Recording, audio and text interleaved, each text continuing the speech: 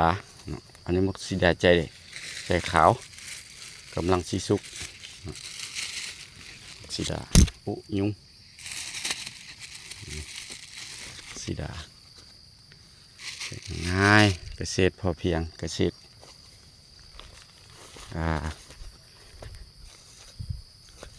เกษตรเล็กๆน้อยๆอันนี้โอ้มักสีดาบุทันบุเป็นห่อละกายยามห่อละปิดทิมกระทันกำลังดอกกำลังดอกกระทันใหญ่บ้านปีกายนี่ก็เป็นลายเติบอยู่ปีนี้จะติดลายสันใดว่าประธานต้นทั่วเรียน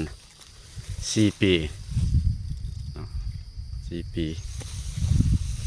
โอ้ลายส่วนข้าพเจ้าประสบประสานมักเงาะเดี๋ยวมักเงาะแต่ว่าได้ขาย2 ปีมาแล้วเนาะปีนี้ก็ได้เงินเพิ่นหลายเติบเงาะกระทันสมประสานกล้วยจีน กล้วยจีนอันนี้มันต้นมักไฟมันปลูกมะเงาะเลยมากอกน้ำหลายมากอกน้ำหลายปีนี้ก็เริ่มได้ขายเพิ่นหากระเปิดโรงเรียนเนาะหากระเปิดโรงเรียนแล้วก็ได้ขายเพิ่นผสมประสานต้นไม้ใหญ่ไม้น้อยอันนี้พี่น้องเลยอันนี้มันมักสีดากิมจูแดง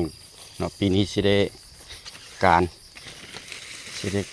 ารเอาแนวขึ้นเนาะมาทานนี่กิมจูแดงโอ้เนาสมบัติโอ้เนาครับ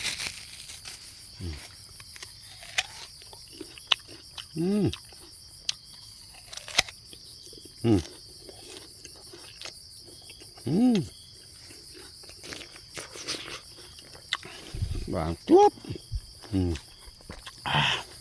หวานเนาะเอาเท่านี้ก่อนเด้อมาได้ทานเด้อปลูกส่วนผสม3 ต้นมะม่วง3ฤดู